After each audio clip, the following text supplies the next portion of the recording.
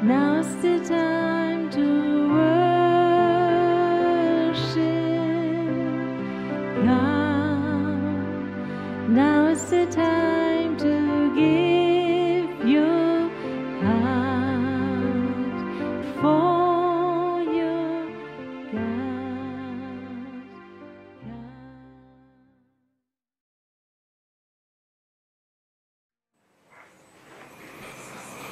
C'est mon dernier soir.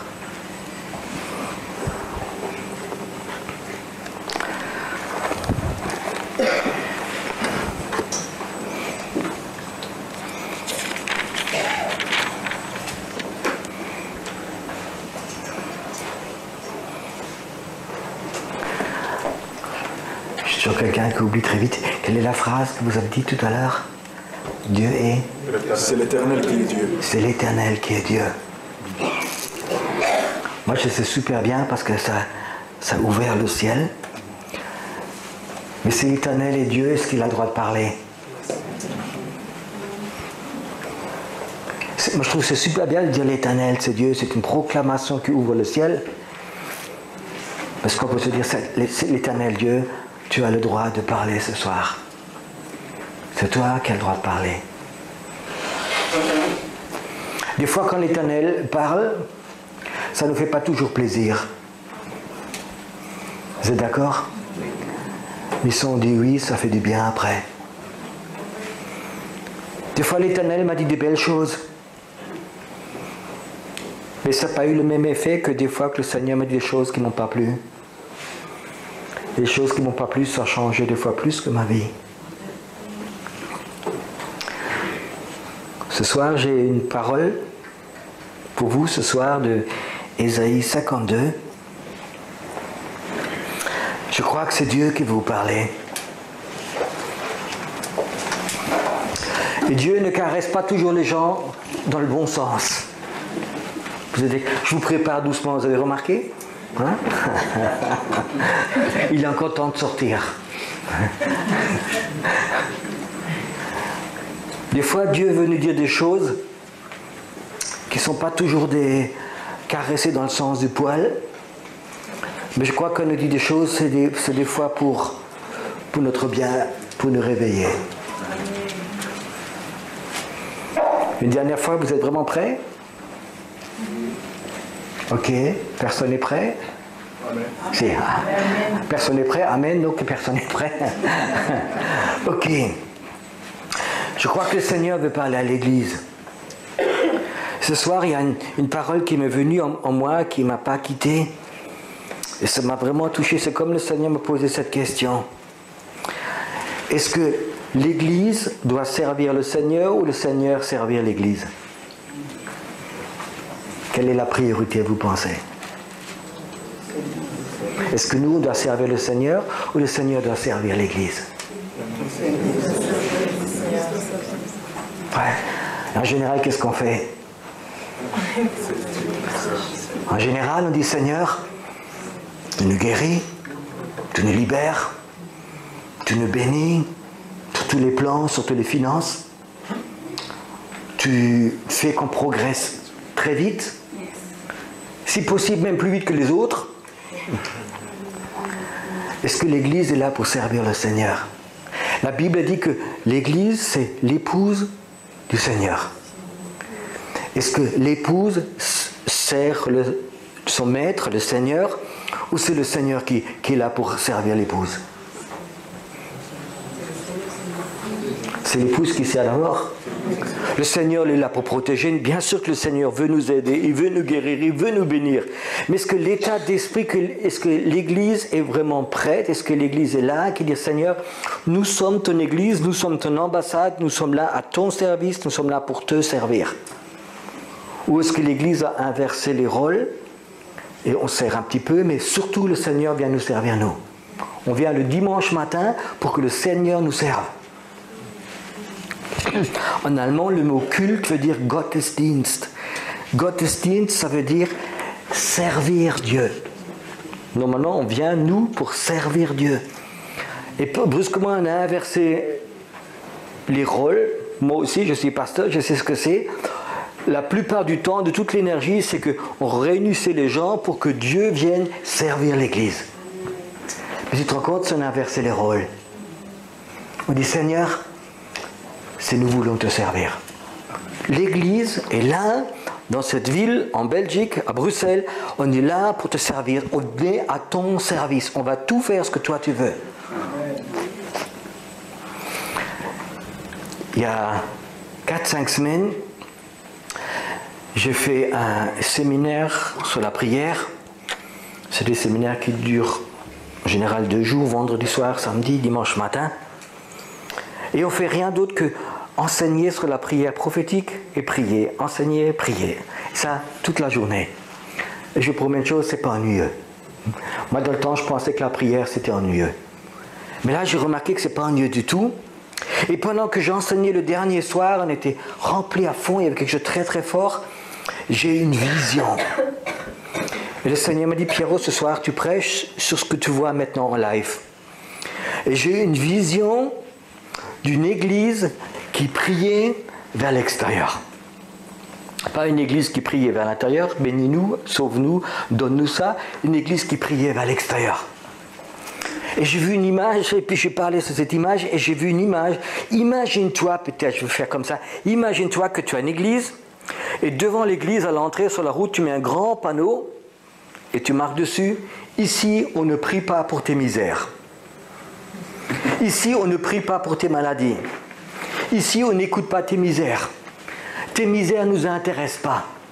Ici, nous ne prions pas pour ta famille. Ici, nous ne faisons pas de cure d'âme. Ici, on ne fait pas de délivrance. Ici, on prie que vers l'extérieur.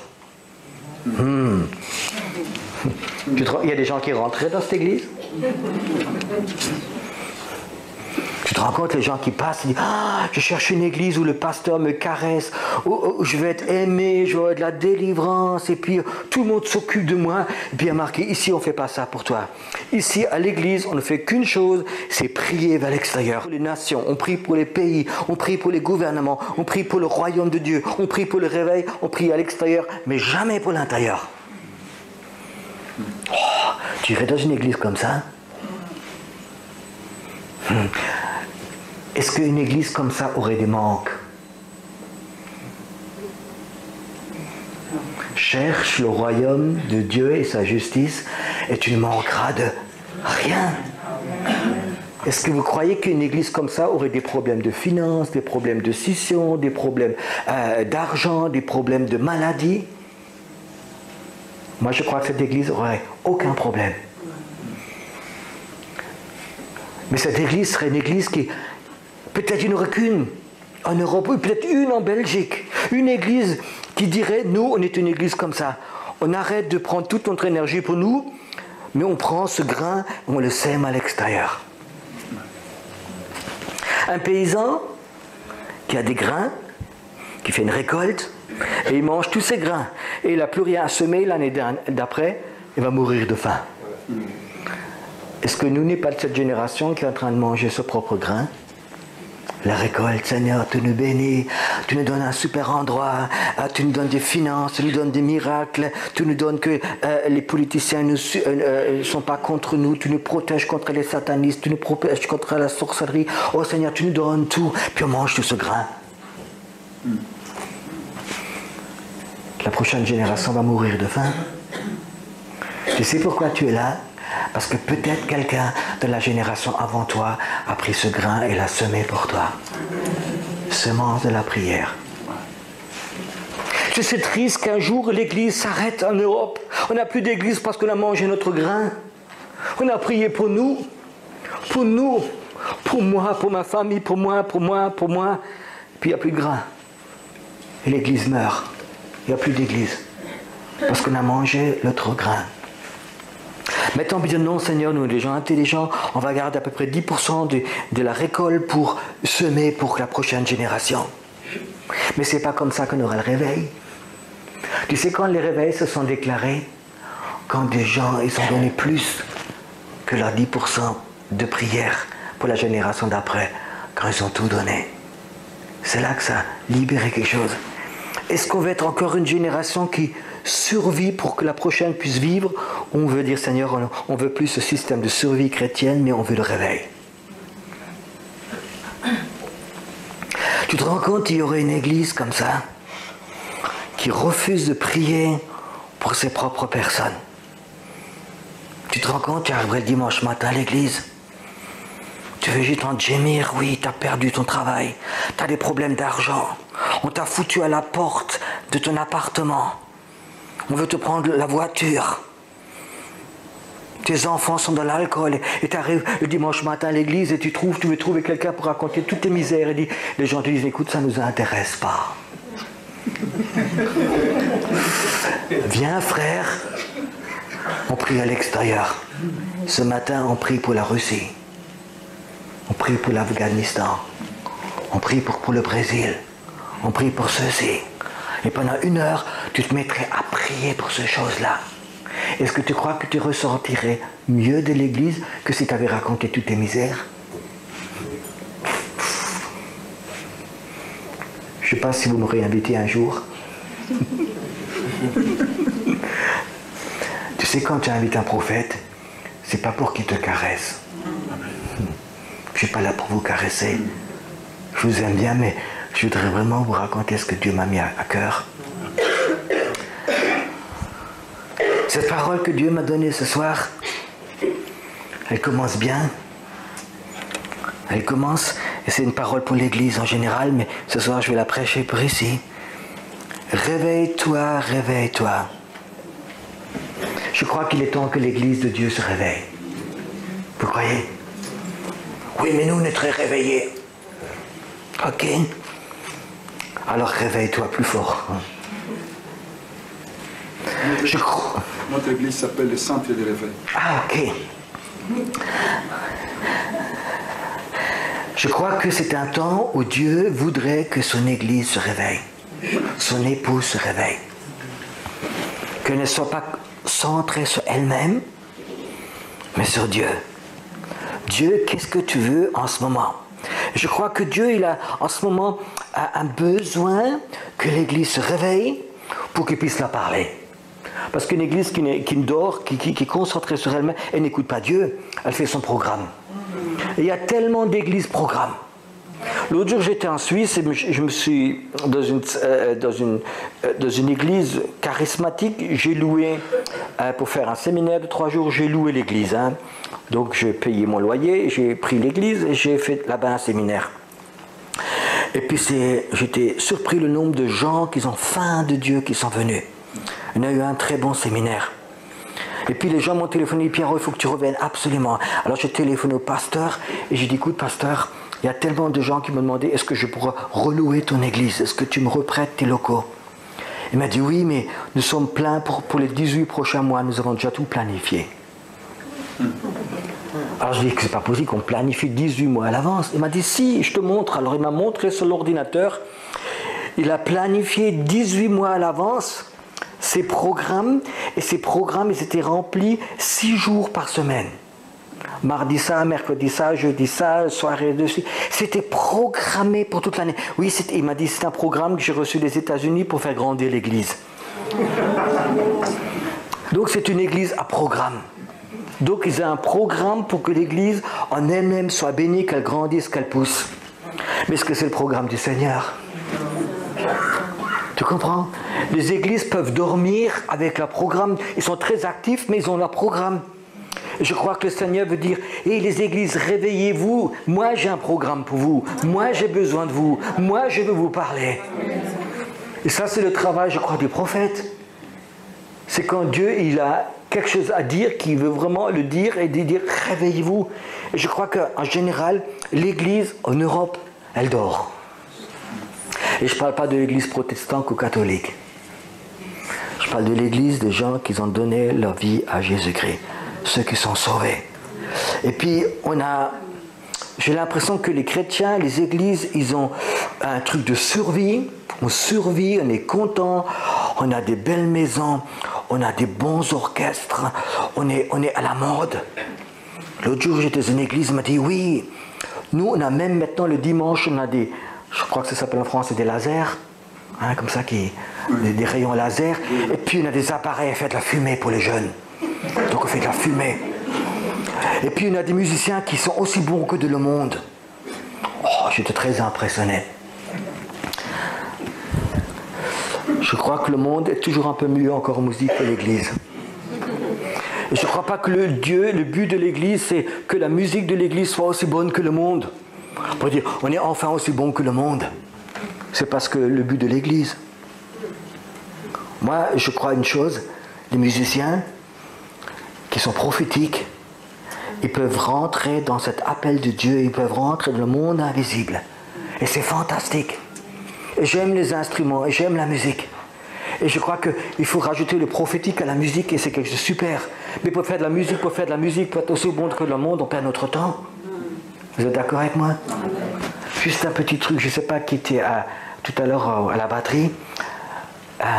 Je me suis approché de toi, c'est pas pour que tu joues, parce que tu joues mal à la batterie, mais je crois que pour avoir quelque chose de prophétique. Quand tu ouvres le ciel, par exemple, je ne sais pas pourquoi, mais les basses sont beaucoup plus importantes que les cymbales. Quand tu joues sur les basses et il a mis après plus fort, c'est quelque chose qui peut ouvrir le ciel. Un instrument, par exemple, une batterie que quelqu'un sait jouer prophétiquement, tu peux ouvrir le ciel avec. Moi, j'ai vu des gens qui parlaient avec un violon. Moi, j'ai vu quelqu'un qui était très prophétique, qui prenait le violon, il commençait à jouer. Des fois, il nous accompagne en Suisse. Il prend le violon, il commence à jouer. Et c'est comme si Dieu parlait à travers le violon et puis des gens sont guéris en attendant cet instrument. Dieu, il peut se mettre à travers un instrument. La trompette, par exemple, c'est des instruments qui peuvent ouvrir le ciel d'une façon fantastique. Mais si le but de l'Église, c'est faire de la musique aussi bien que dans le monde, pour attirer le monde, on perd notre temps. Vous comprenez ça? J'aime la musique. J'aime le prophétique, et si les deux choses se mettent ensemble, et je dis que dans le combat spirituel, on a besoin des musiciens, on a besoin des instruments. Mais le but doit être, Seigneur, on est là pour te servir, pas pour faire quelque chose aussi bien que dans le monde. Et des fois, ces pensées viennent dans l'Église. C'est des pensées qui ne sont pas du Seigneur. Et des fois, je crois qu'il faut les contrer. Il faut vraiment les contrer. Et j'ai vu des choses extraordinaires avec des musiciens, avec des instruments, quand le prophétique est allé sur eux. C'est quelque chose de fantastique. Quand vous rentrez dans la prière, quand vous rentrez dans le combat spirituel, je crois qu'il y a des choses qu'on peut voir, ça peut ouvrir des portes, ça peut chasser des forces démoniaques. C'est fantastique. Il ne faut pas avoir peur, mais je crois que l'idée c'est vraiment, Seigneur, nous sommes là avec nos instruments pour te servir. Je crois qu'il y a une chose qui est fantastique. Réveille-toi, Église, réveille-toi. Revêt ta parure, Sion. Remets ta parure. Tu sais, l'Église, c'est l'ambassade du Christ sur terre. Nous sommes des ambassadeurs. Et nous avons dans le monde invisible un manteau d'ambassadeur. Comme Élie avait un manteau prophétique, nous on a un manteau d'ambassadeur. Nous sommes chrétiens, nous sommes ambassadeurs du Christ sur cette terre. Et dans le monde spirituel, nous avons un manteau spirituel en tant qu'ambassadeur. Mais l'Église ne l'a pas mis. L'Église s'est occupée d'elle-même et à la survie de l'Église. Et je crois qu'il est temps que l'Église se réveille et remette cette parure. C'est comme un roi est habillé comme un roi. Il y a une façon spirituelle de s'habiller. Nous sommes des ambassadeurs du Christ. Nous sommes un monde prophétique. Nous sommes un monde apostolique. Et je crois qu'on doit vraiment mettre ça, cet habit, et de ne pas essayer de mettre l'habit de la religiosité. Vous comprenez? Je crois que c'est quelque chose que Dieu veut dire ce soir. Réveille-toi, Église, réveille-toi. Revêt ta parure, Sion, c'est celle que Dieu nous a donnée. Revêt tes habits de fête, Jérusalem, ou Église de Dieu, ville sainte, revêt tes habits de fête. Des fois, on a trop des habits de deuil. J'étais tellement content dimanche quand j'ai vu cette joie qui était là. C'était spirituellement un habit de fête que vous avez mis. Quand il y a un match de foot, et tu t'approches du stade, Tu vois toujours quand les gens ils sortent, tu vois tout de suite s'ils ont gagné ou perdu. Ça se voit, hein? Il ne faut pas être prophète. Tu les vois, ils sortent, ils sont abattus. Et tu sais, il y a beaucoup de clients qui sortent de l'église le dimanche, ils ont perdu. Ils ont perdu. Ben oui, ben on va quand même. Il y a des gens qui jouent au foot, ça fait 20 ans qu'ils perdent, mais ils jouent toujours. Moi, je me serais tiré une balle de la tête, je crois. Et quand vous allez à l'église, quand vous sortez de l'église, je crois qu'il faut avoir cet habit de victoire. On a gagné, cet habit de joie. J'ai dit à votre pasteur, j'ai dit ça fait 24 ans que j'ai fait des cultes, et en général j'en fais entre 300 et 350 par année. Et chaque fois que je commence un culte, chaque fois que je rentre, c'est soit je perds ou je gagne. C'est un combat. C'est un combat. Et tu sais, j'ai dit une chose, j'aime pas perdre. J'aime pas perdre. Mais avec le Seigneur, on n'est pas appelé à perdre. Avec le Seigneur, mais c'est un combat quand même. Et il faut mettre cet habit de truc, de vainqueur, je veux vaincre, et toutes les puissances des ténèbres, ce que les gens amènent ici dans la salle là, moi je suis plus fort et je me battrai contre eux. Et je me battrai contre eux. Et tant que je vais servir le Seigneur, je vais me battre ou je prends la retraite. Ce soir, quand vous avez crié l'Éternel, et c'est l'Éternel qui est Dieu, c'est à ce moment-là que la victoire est arrivée. C'est à ce moment-là que les forces le ciel s'est ouvert, la présence de Dieu est venue et le mal est parti. Mais si vous ne faites pas ça, vous faites une église normale, vous faites votre culte normal, les chants normaux, une prédication normale, une bénédiction normale, on prie pour les gens d'une façon normale et on sort puis on a perdu le match. Tu comprends? J'aime pas perdre. Je crois que Gilin n'aime pas perdre non plus. Et vous non plus. Vous êtes appelés à la victoire. Alléluia. Et c'est le truc qui est dans mon cœur depuis 24 ans. Je vous promets une chose, je n'ai jamais eu l'impression d'avoir perdu un combat. Tu sais pourquoi? Parce que le Saint-Esprit, il me dit toujours comment gagner. Amen. C'est fou, hein? C'est lui qui a... moi, je ne suis pas capable. Moi, je crois que je perdrai à 90% mes cultes. Mais le Saint-Esprit, il te sauve toujours. Il te sauve toujours. Et de moi, que c'est complètement fou. Je peux vous en raconter une? Je suis loin de mon église, alors c'est pas grave. Un soir, on fait un culte, on fait la louange, et puis je sentais vraiment que ça passait pas, c'est comme un mur. Moi, tu sens, il y a un mur, ça passe pas. Et bien sûr, tu peux prêcher sous le mur, tu peux prêcher derrière le mur, tu peux faire la louange derrière le mur, tu peux tout faire derrière le mur. Mais j'aime pas les murs devant moi. Et puis le Seigneur dit, tu veux percer le mur? J'ai dit oui. Tu sais ce qu'il m'a dit? Je n'ose pas le dire. Si? Pierrot, appelle des gens devant et fais du saut de mouton. Vous savez ce que c'est, du saut de mouton? Et puis dans un quart d'heure, on a fait du saut de mouton. Ça, c'est fou, hein? Dans une église, faire du saut de mouton. Et puis au bout d'un moment, ça s'est écarté. Puis brusquement, c'est comme un vent qui est venu. Et je crois au moins une vingtaine, trentaine de personnes qui guéris physiquement, brusquement. J'ai dit, Seigneur, je n'ai pas compris pourquoi il faut faire du saut de mouton pour que ta présence perce et que tu guéris les gens. Tu sais ce qu'il m'a dit, Seigneur? Pour vous prouver que je n'ai pas besoin de votre religiosité.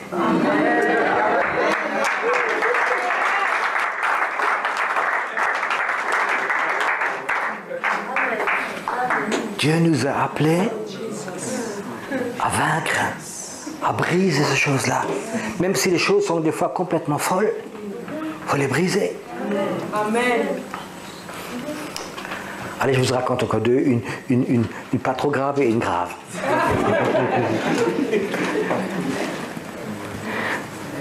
J'arrive dans un culte, samedi soir, c'est un culte de guérison. La salle était pleine jusqu'à derrière. Je rentre dans la salle derrière, et puis pendant que je rentre, le Seigneur, il me dit, il y avait une dame dans l'avant-dernière rangée, que j'avais jamais vue, peut-être 60, 65 ans, bien habillée. Le Seigneur me dit, tape-lui dans le dos. Je dis, et des fois, tu sais, quand le Seigneur me parle, je réfléchis pas trop, hein, parce que sinon, j'ose plus. Je passe et je lui tape dans le dos comme ça. Et puis, je vais devant ma Bible comme si j'avais rien fait. Comme si peut-être elle ne l'a pas remarqué.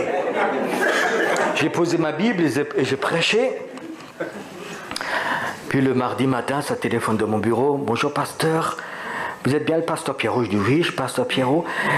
J'étais samedi soir la première fois à votre culte. Oh, quelque chose.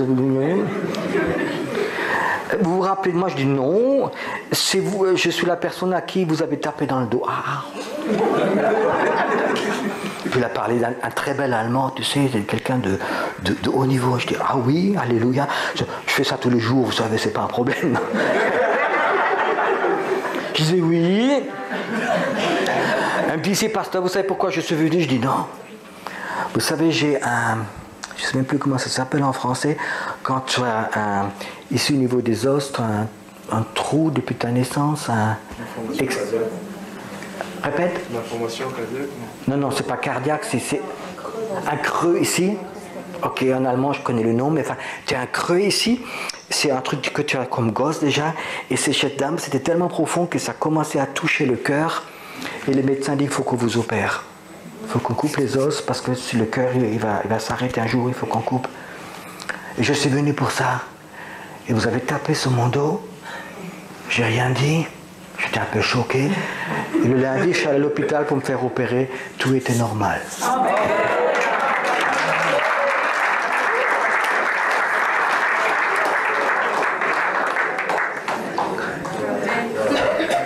Maintenant, je raconte une pire, ok? Après, je commence à prêcher de nouveau. Un samedi soir, je rentre à l'église et c'était un temps de réveil très fort. C'était plein, ils chantaient déjà, ils faisaient de la louange. Ils avaient juste fini la louange. Et puis je rentre dans la salle derrière, et puis il y avait, je sais pas, une famille qui venait avec un enfant avec une petite trottinette.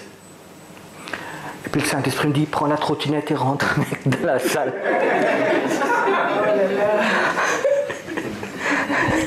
T'as déjà vu un pasteur qui rentre avec une trottinette, avec une Bible et une cravate? J'ai dit, Seigneur, rentre. Alors j'ai ma trottinette, j'ai la Bible, et puis je rentre comme ça dans la salle. Bon, les gens ils ont l'habitude de beaucoup chez nous à l'église. Alors je vais devant, et je vais m'arrêter, ici tout le monde regarde, et puis c'est les noms continue.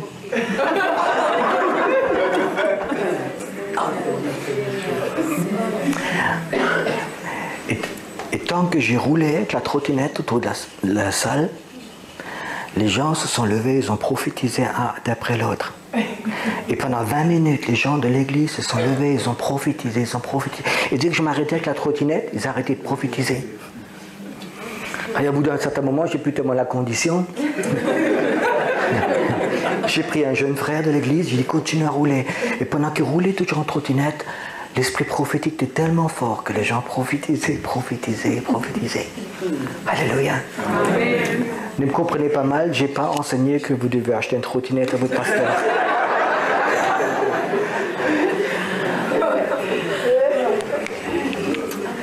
Tu sais, le Seigneur, quand tu as la victoire, percer ce mur, il faut une obéissance à 100%. Alléluia. Dieu ne cherche pas une église à programme, mais Dieu cherche une église qui est obéissante. Seigneur, nous sommes à ton service, nous sommes là. Seigneur, qu'est-ce que tu veux de notre église? Qu'est-ce que tu veux de nous? Si le Seigneur, il est que au service de l'église, on n'aura jamais le réveil. Et je crois qu'on vit dans un temps, depuis quelques mois, c'est tellement fort en moi, que le Seigneur dit, Pierrot, réveille mon église, réveille les églises, réveille. J'appelle les églises à se réveiller, à se mettre à mes côtés et à rentrer dans un domaine qu'ils ne connaissent pas. Amen. La plupart des chrétiens, ils ont une illusion et ils pensent que Dieu est un photocopieur. Photocopieur, on appuie sur un bouton, il fait des photocopies. Le Seigneur ne veut pas des églises photocopiées. Le Seigneur n'est pas un photocopieur. Le Seigneur ne fait que des originaux. Amen. Je ne sais plus combien de milliards d'hommes il y a sur terre, Vous savez qu'il n'y en a aucun qui est identique à l'autre. Même les empreintes digitales sont autrement. Dieu n'a jamais été un photocopieur. Mais la plupart des églises, la plupart des pasteurs, ils veulent des églises de photocopie. Et je n'ai jamais voulu une photocopie pour ma vie. Je ne suis pas une photocopie de quelqu'un, ni même une photocopie d'un ministère. Mais je suis un original de Dieu et Dieu... Vous savez, c'est des fois plus facile d'être une photocopie. Ah oui, je suis comme le frère comme ça, je suis comme le frère comme ça, je suis comme le pasteur comme ça. Ah oui, tu fais partie, viens ici. Non, je ne suis pas comme les autres. Je suis un original de Dieu et toi aussi. Et Dieu n'est pas un photocopieur. Il est l'Éternel. C'est l'Éternel qui est Dieu, mais ce n'est pas un photocopieur. Et avec les églises, il fait un truc original. Et Dieu veut dire, Église, réveille-toi, j'ai un appel pour toi. Est-ce que vous croyez qu'il a cet appel aussi pour vous ce soir? Amen. Il a vraiment un appel. Ne mangez pas tout votre grain. Réveillez-vous. J'ai vraiment quelque chose pour vous. Car il n'entrera plus chez toi ni incirconcis ni impur. Secoue ta poussière et lève-toi. Mets-toi sur ton séant, Église. Détache les liens de ton cou, captive fille de Sion. Est-ce qu'une église peut être captive? C'est théologiquement, c'est dur à discuter. Hein? Est-ce qu'une église peut être captive? Est-ce qu'une église peut être liée? Est-ce qu'un pasteur peut être lié par un esprit de Jézabel, un esprit de contrôle, un esprit de jalousie, un esprit impur? Est-ce qu'une église peut être liée, a perdu cette relation avec Dieu? Elle continue à fonctionner comme une église, mais la présence de Dieu est partie. Tu sais, une église à tradition qui a des habitudes. Tu peux couper la présence de Dieu. Elle va fonctionner encore longtemps. Parce qu'ils ont une tradition, ils ont une organisation, ils ont un système, et ça peut continuer pendant longtemps encore, alors que Dieu est sorti. Est-ce que Dieu peut sortir? Le prophète Samuel, il a prié pour Saul, pour son roi. Et Dieu a dit, pourquoi tu pries pour lui encore? Arrête de prier pour lui, je retirerai mon esprit de lui. Combien de gens vont tous les dimanches à l'église et prient pour leur église? Ils s'aiment financièrement dans leur église, alors que Dieu, ça fait longtemps qu'il a quitté l'église. Vous imaginez? Tu t'imagines pendant des années, tu vas dans une église, tu pries, tu donnes ta dîme, tu donnes ton argent, tu donnes ta prière, tu donnes ta vie, tu donnes tout pour cette église. Et après tu te rends compte que le Seigneur, tu dis, mais écoute, ça fait des années que j'étais parti. Pourquoi tu es resté là-bas? C'est triste ce que je vous raconte, mais c'est une réalité. Dieu, il a quitté beaucoup d'églises. Parce qu'il a dit, Église, réveille-toi, arrête ton programme, j'ai besoin de toi. Et puis l'Église ne s'est pas réveillée, a continué à faire son programme. Et le Seigneur dit, écoutez, si vous ne m'écoutez pas, je m'en vais. Il y a quelque temps, j'ai reçu un évangéliste dans notre Église. Il est venu d'Australie. Il a été sauvé là-bas. C'est un hippie. Il prenait de la drogue, il écoutait du Bob Marley, des boucles partout. Promener pieds nus, et un soir fumait son joint dans une grotte devant la mer, et le Seigneur lui est apparu. Voilà. Le Seigneur, il va où il veut. Et là, il rentre, et il s'est mis à genoux, il a dit, Seigneur, ma vie t'appartient, tu me pardonnes. Il a été sauvé à nouveau, samedi soir, dans une grotte. Et puis, la première chose qu'il a pensé, demain matin, il faut que j'aille dans une église. Alors qu'il n'était jamais dans une église. Le dimanche matin, il va dans une grande église, tout content de voir d'autres chrétiens. Il monte les marches et veut rentrer dedans. Puis là-bas, le service d'ordre dit, écoutez, comme ça, vous ne rentrez pas chez nous. Et ils ne l'ont pas accepté. Alors il est sorti, il s'est assis sur un banc et il a pleuré. Il a dit, Seigneur, pourquoi il ne me laisse pas rentrer? Et le Seigneur lui a parlé, sois pas triste, moi il ne me laisse pas rentrer non plus.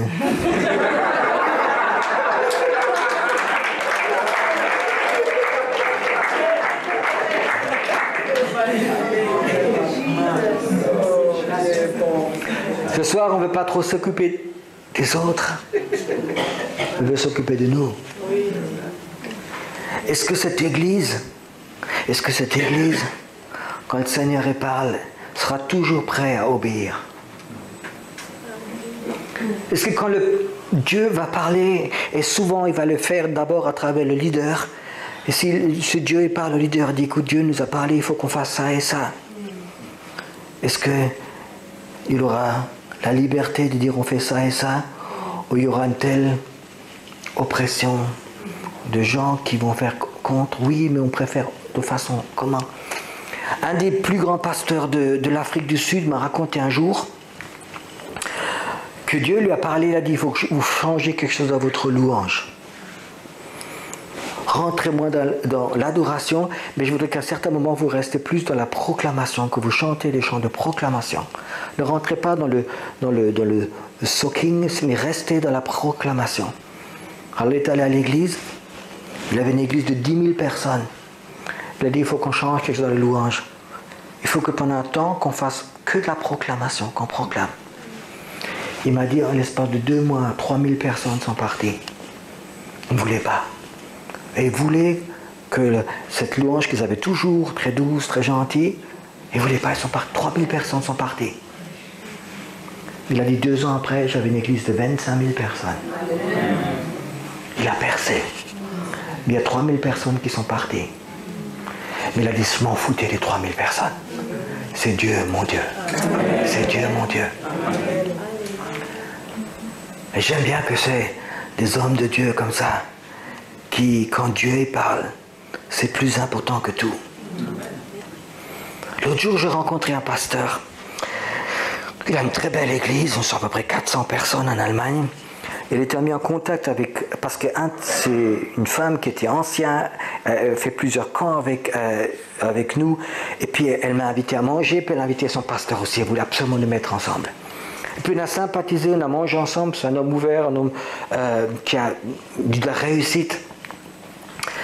Et puis là, cette femme enceinte est venue, elle a dit, pourquoi tu n'inviterais pas Pierrot dans l'église? Alors elle s'est tournée autour du pot. Puis à un moment, elle a dit, tu sais, notre église n'est pas prête.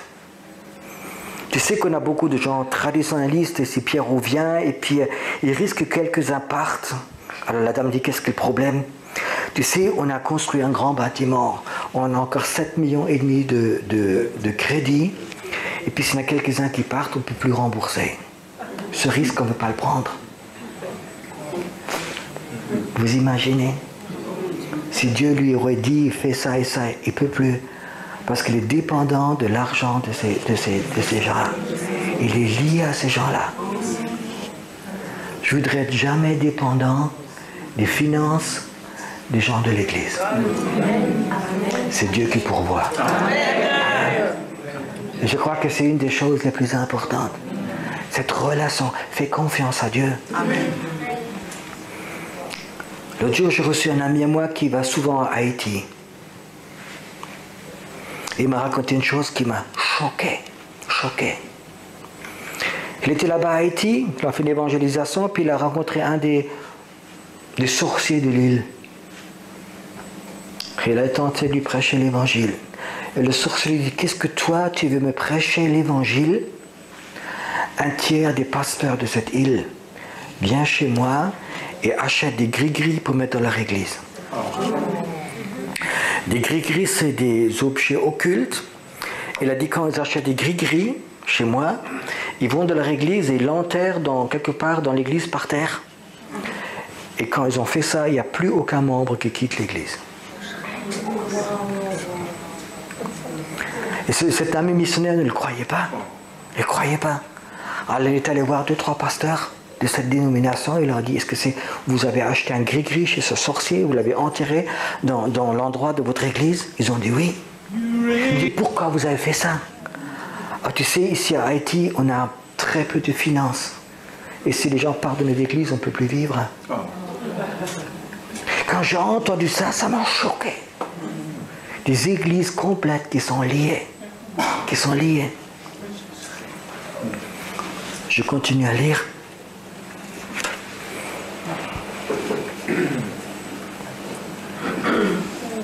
Ainsi parle l'Éternel, c'est gratuitement que vous avez été vendus, et ce n'est pas à prix d'argent que vous serez rachetés.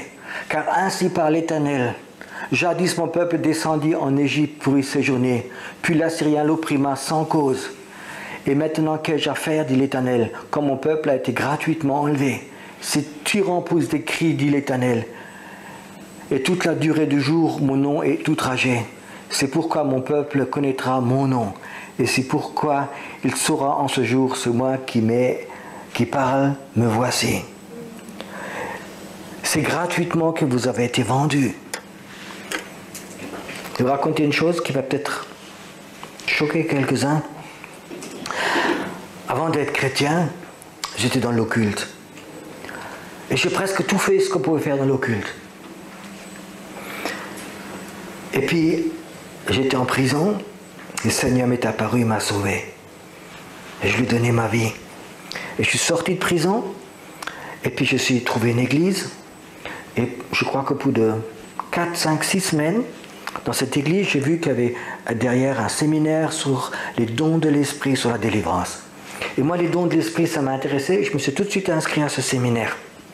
Je ne savais pas ce qui m'attendait.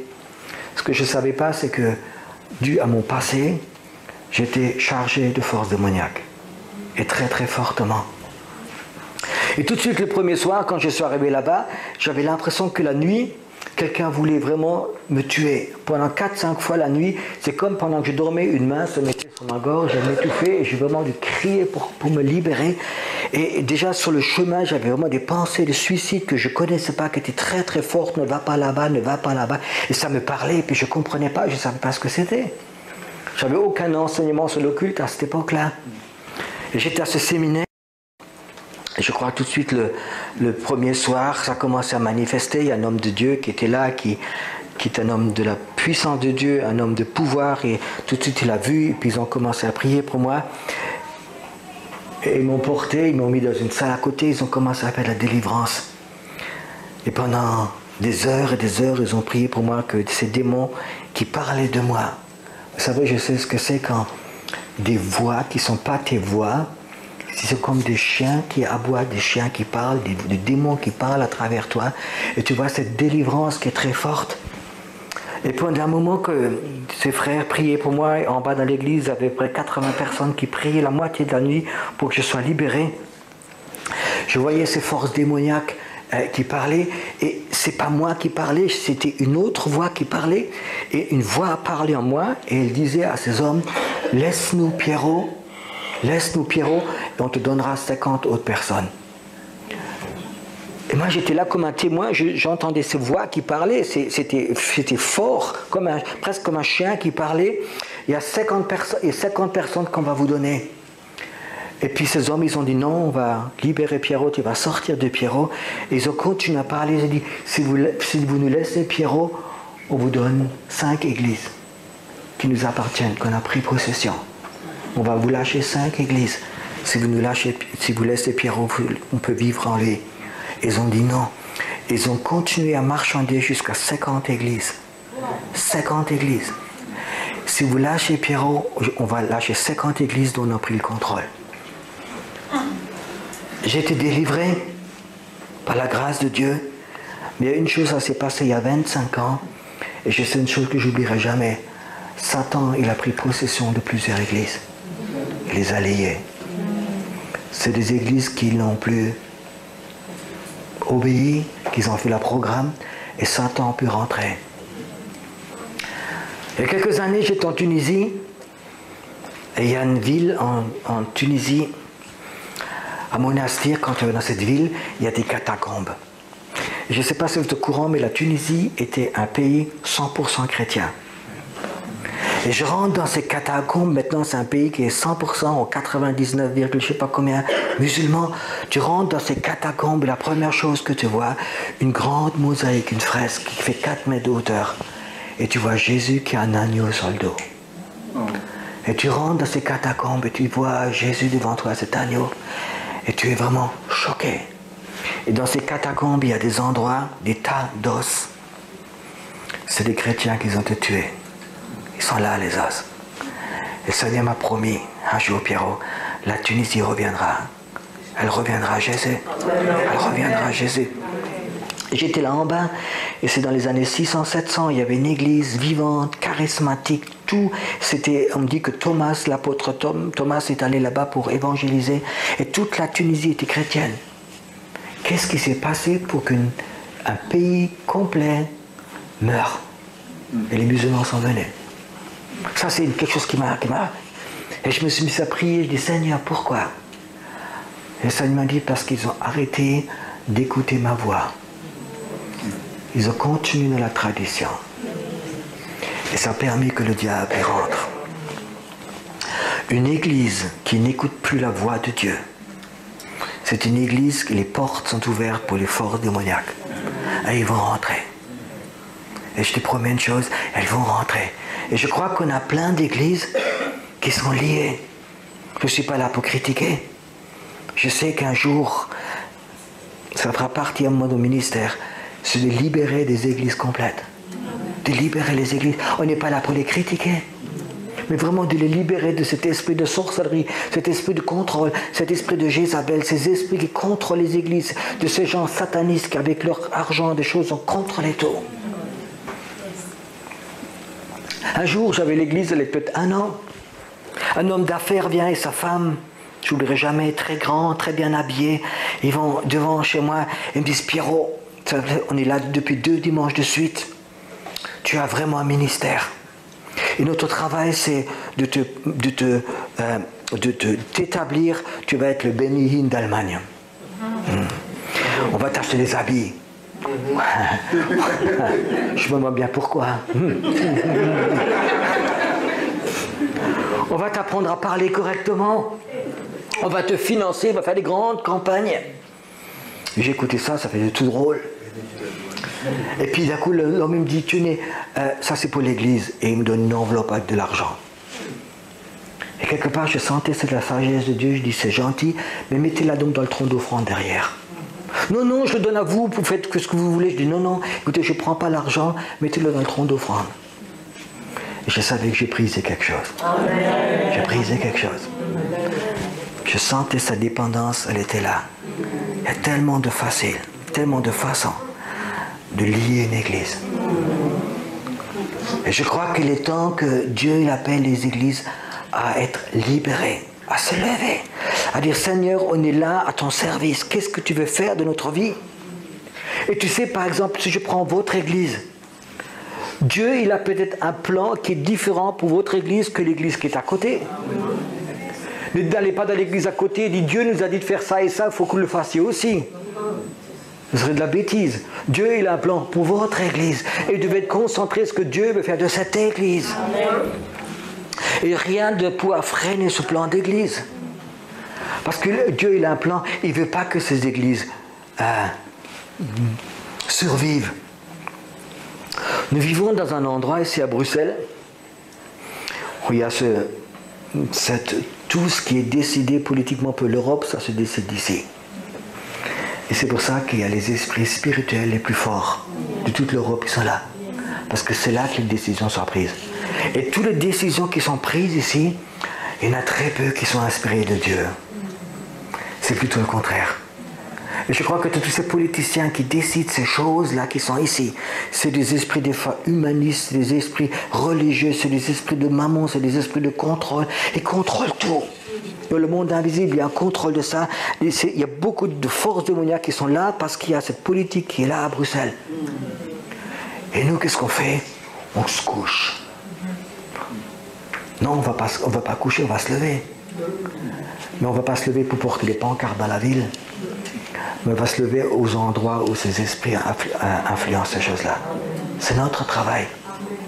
Et puis un jour, quand ces esprits ne pourront plus influencer, parce qu'on aura pris place de ces esprits, vous allez voir que les politiciens vont brusquement faire d'autres lois.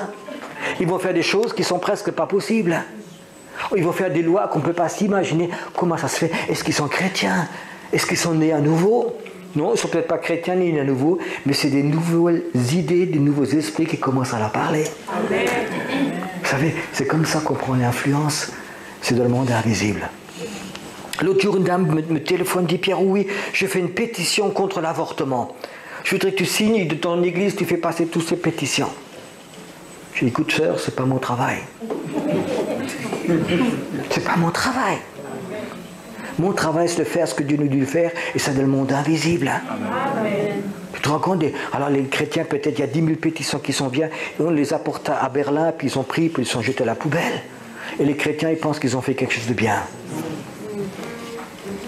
C'est ce qui se passe en ce moment. Je crois qu'on est capable, si on écoute Jésus, et de monter à ces hauteurs qui influencent les politiciens. On est capable d'influencer et de changer des lois dans un pays. Je le crois vraiment. Mais ce n'est pas l'église qui dort, ce n'est pas l'église à programme. C'est l'église qui est dépendante du Saint-Esprit. C'est l'église qui attend des choses de l'Esprit. Je vous l'ai dit hier soir, je me sens bien ici. Parce que je sens qu'ici, il y a un potentiel d'une armée prophétique que j'ai rarement vu quelque part. Je dirais qu'en Europe, je n'ai rarement vu. Et je sais qu'il y a quelque chose ici, et c'est vraiment cet appel qui est aussi sur la vie de votre pasteur ou sur votre apôtre qui est là pour faire ces choses-là. Et je vous dis une chose, une armée a besoin d'une chose, c'est d'une discipline et d'une obéissance. Amen. Et je ne suis pas là pour caresser les gens, mais je crois que vraiment, Gilin, il a vraiment l'appel de Dieu d'enseigner ces choses et faire ces choses-là. Et des fois, j'aime regarder. Et ce soir, j'ai aimé regarder comme il a... il ne s'est pas content de dire où ils ont dit 3 fois l'Éternel et... C'est l'Éternel. C'est l'Éternel qui est Dieu.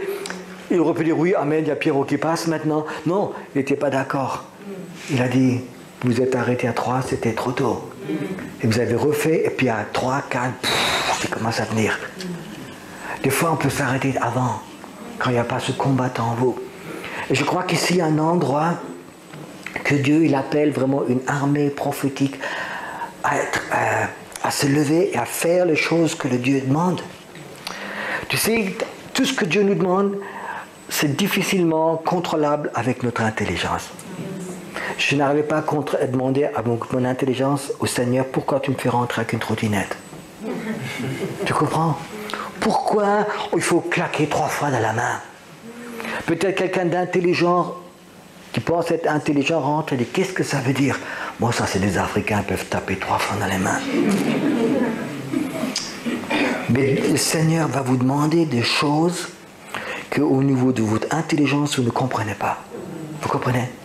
Moi, je veux dire honnêtement, vous pouvez lui faire confiance. Amen. Il a plein de défauts. Mais faites-lui confiance. Vous comprenez?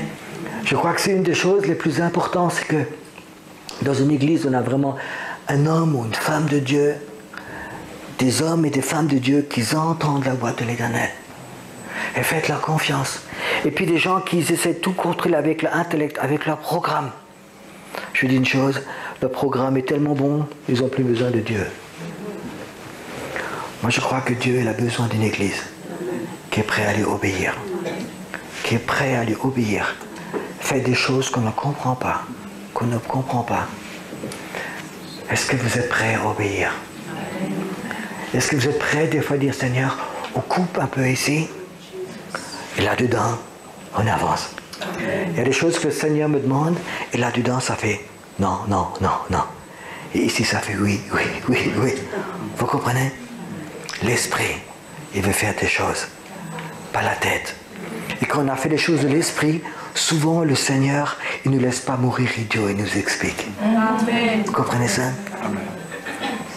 Je vous raconte une dernière histoire. À une des conférences de jeunes, France, Belgique, Allemagne, nous sommes allés dans la rue à Heidelberg. On est à peu près, je ne sais pas, 150 jeunes. On est allés dans la rue pour adorer le Seigneur. C'est une centre piétonne qui est très long, qui fait presque 2 km. Et puis j'ai marché devant, il y avait 2-3 gars avec une guitare, puis il y avait 150 personnes. Mais il y a tellement de magasins gauche à droite qu'on est arrivé sur la place, on n'était plus que 25. Les autres étaient perdus dans les magasins. Ça commençait bien. Puis j'arrive sur cette place centrale, c'était juste le jour où il y avait un tournage de film. Il y avait un tournage de film, puis il y avait au moins, je ne sais pas moi, 150 Japonais avec leur appareil clic, clic, clic, clic, clic, clic, clic. La place était remplie de touristes. Des caméras partout pour le film. Et moi, j'étais là avec mes 25 jeunes. Et je leur dis, bon, on va faire de la louange. Et puis, il n'y avait vraiment pas d'atmosphère pour faire la louange. Puis on a chanté 2-3 chants. Et puis, les uns ils regardaient à gauche, les uns regardaient à droite. Et puis, les Japonais venaient faire des photos devant nous. C'était une ambiance catastrophique.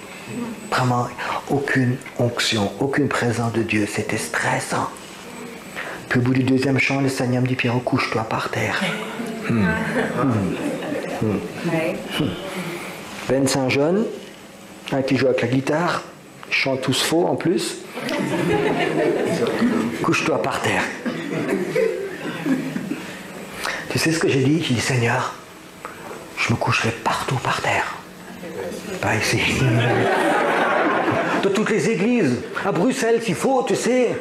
Mais ici, les caméras étaient là, le film. Pierrot, couche-toi par terre. Seigneur, je ne peux pas ici. Qu'est-ce que les jeunes vont penser de moi? Père, toute autorité. En plus de Belges, des Africains. Puis s'il y avait au moins de l'onction, il n'y avait pas d'onction. Pierrot, s'il te plaît, couche-toi par terre. Ok. Alors je me suis couché par terre. Je continue à chanter. J'ai dit peut-être il y a des anges qui vont venir. Ils vont me relever. Ils vont me mettre une couronne. Peut-être la gloire de Dieu va venir sur toute la place. Les gens vont se mettre à genoux pour pleurer. Rien. Au bout d'un moment, je me relève, rien. Je regarde comme ça. Rien. Je chantais toujours aussi faux.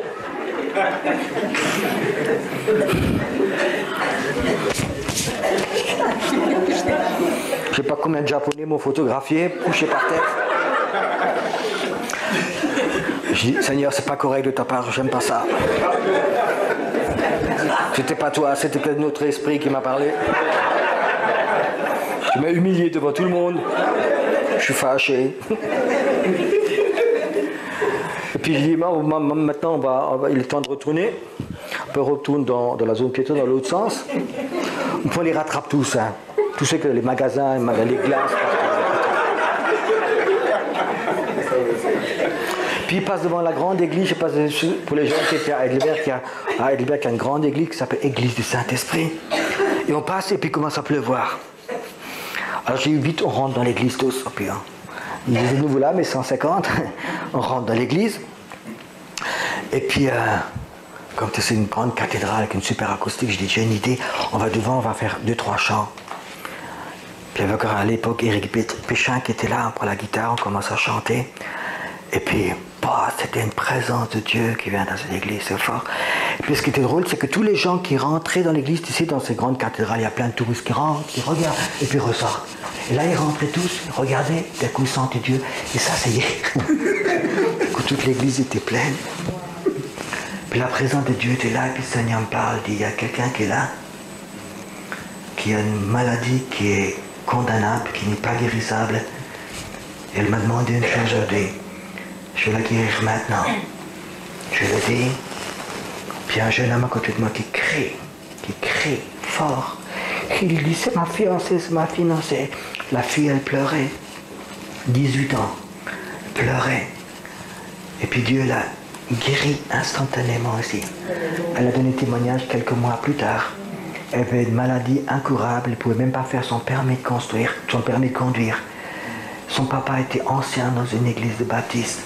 C'était inguérissable. Et puis quand elle était invitée à la conférence, elle a dit, Dieu, je te donne encore une chance. Après, j'arrêterai la foi avec toi. Je te donne une chance. Je vais voir ces fous charismatiques. Elle est arrivée, et Dieu dans cette église-là, il l'a guéri complètement. Aujourd'hui, ils servent le Seigneur tous les deux. Je suis rentré à la maison, je me suis assis, j'ai pleuré, j'ai dit, Seigneur, pourquoi tu as fait ça? Grand miracle, devant tous les jeunes, ils sont craqués. Il me dit, parce que tu t'es couché par terre. Tu n'aurais pas été obéissant, tu ne serais pas couché par terre. tu n'auras pas pu le faire parce que l'orgueil t'aurait bouffé. J'ai dû t'humilier pour te grandir. Dans la vie, Dieu, il ne veut pas des sacrifices. Il veut l'obéissance. Il veut l'obéissance. Et c'est la question que je voudrais vous poser ce soir. Est-ce que vous voulez faire ce vœu d'obéissance? Ce vœu de dire, Seigneur, on va être à ton service. On ne veut pas une église programme. On ne veut pas que toi, tu es le baby-sitter de l'église, tu t'occupes de tout. Mais nous, on veut être à ton service.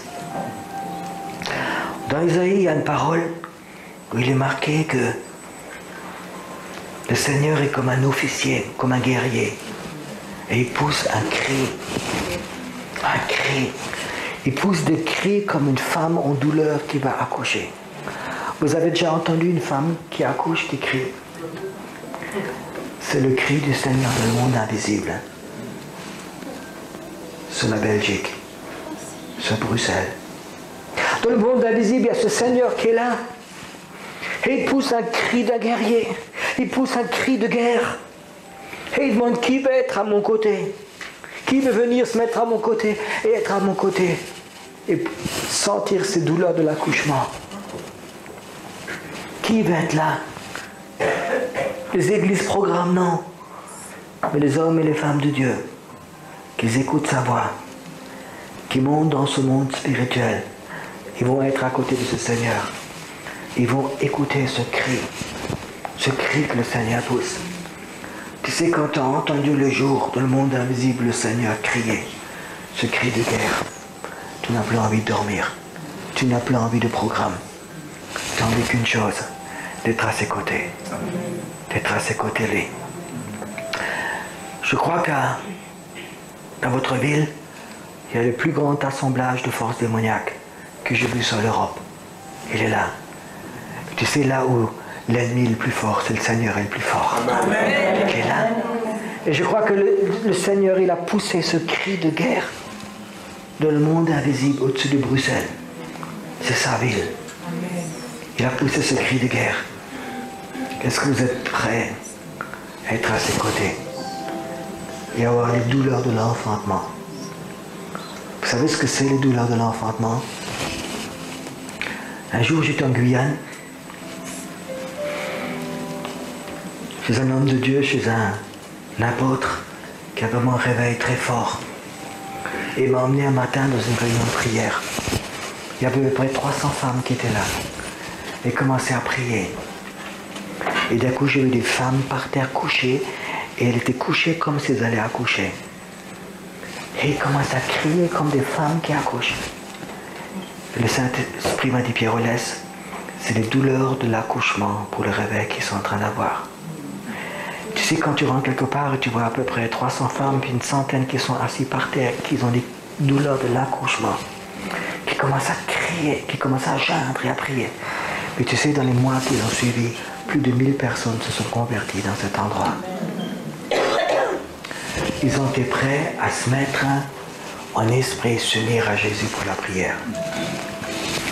Les douleurs de l'accouchement, qu'est-ce que c'est? C'est quand l'esprit, le bébé du réveil est en toi.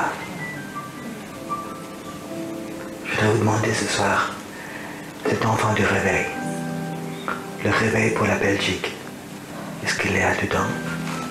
Ou est-ce qu'il est seulement ici? Moi, je crois qu'il y a un temps qui va venir où l'enfant du réveil sera en vous. Et quand l'Esprit de Dieu viendra, vous aurez ces douleurs de l'enfantement. Et vous allez crier vers le Seigneur. Et vous allez voir, vous allez, ces mêmes cris que le Seigneur, ces cris de guerre qui poussent dans le monde invisible, vous allez les crier. Il y a des moments où vous aurez des moments de prière, ce ne sera pas beau à voir. Mais ça montrera le monde invisible. Alléluia. Les programmes chrétiens sont toujours beaux à voir. Les programmes de l'esprit sont des fois pas beaux à voir. Alléluia. Je voudrais prier un moment.